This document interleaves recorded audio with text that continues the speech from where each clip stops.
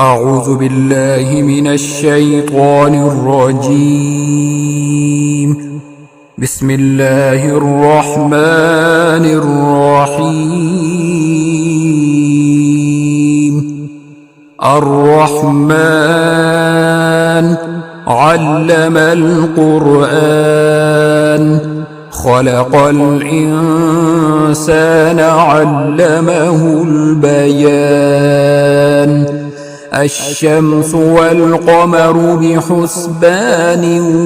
والنجم والشجر يسجدان والسماء رفعها ووضع الميزان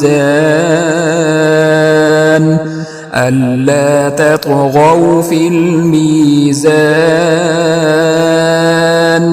وأقيموا الوزن بالقسط ولا تخسروا الميزان والأرض وضعها للأنام فيها فاكهة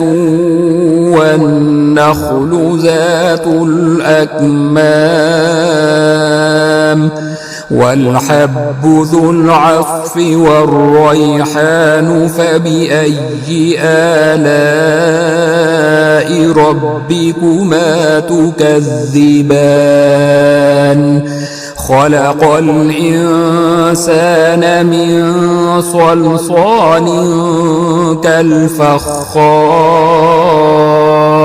وخلق الجان من مارج من نار فبأي آلاء ربكما تكذبان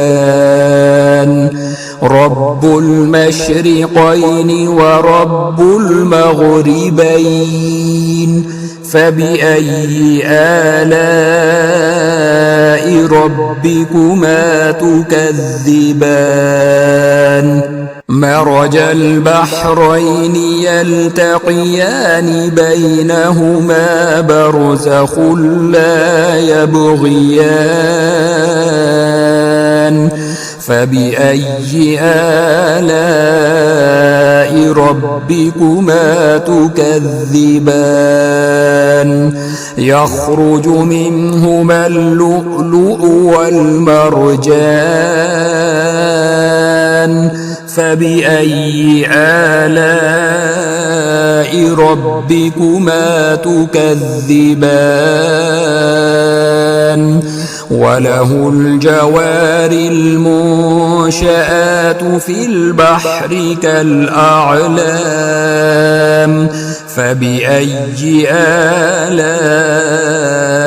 ربكما تكذبان كل من عليها فان ويبقى وجه ربك ذو الجلال والإكرام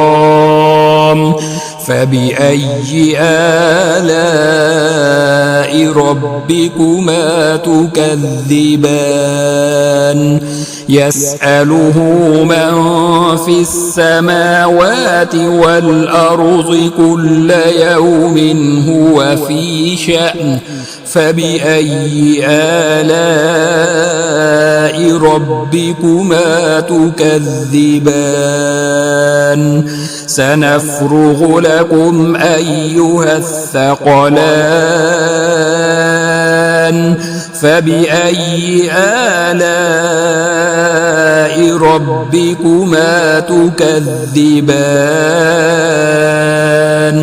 يا معشر الجن والإنس إن استطعتم أن تنفذوا من أقطار السماوات والأرض فانفذوا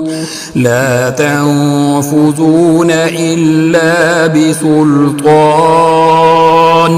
فبأي آلاء ربكما تكذبان يرسل عليكما شواظ من نار ونحاس فلا تنتصران فبأي آلاء ربكما تكذبان فإذا انشقت السماء فكانت وردة كالدهان فبأي آلاء ربكما تكذبان فيومئذ لا يسأل عن ذنبه إنس ولا جان فبأي آلاء ربكما تكذبان يعرف المجرمون بسيماهم فيؤخذ بالنواصي والأقدام فبأي آلاء ربكما تكذبان هذه جهنم التي يكذب بها المجرمون يطوفون بينها وبين حميم آن فبأي آلاء ربكما تكذبان ولمن خاف مقام ربه جنتان فبأي آلاء ربكما تكذبان ذواتا أفنان فبأي آلاء ربكما تكذبان فيهما عينان تجريان فبأي آلاء ربكما تكذبان فيهما من كل فاكهة زوجان فبأي آلاء ربكما تكذبان متكئين على فرش بطائنها من استبرق وجنى الجنتين دان فبأي آلاء ربكما تكذبان فيهن قاصرات الطرف لم يطمسهن إنس قبلهم ولا جان فبأي آلاء ربكما تكذبان كأنهن الياقوت والمرجان فبأي آلاء ربكما تكذبان هل جزاء الإحسان إلا الإحسان فبأي آلاء ربكما تكذبان ومن دونهما جنتان فبأي آلاء ربكما تكذبان مدهامتان فبأي آلاء ربكما تكذبان فيهما عينان نضاختان فبأي آلاء ربكما تكذبان فيهما فاكهة ونخل ورمان فبأي آلاء ربكما تكذبان فيهن خيرات حسان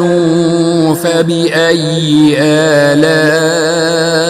ربكما تكذبان حور مقصورات في الخيام فبأي آلاء ربكما تكذبان لم يطمثهن إنس قبلهم ولا جان فبأي آلاء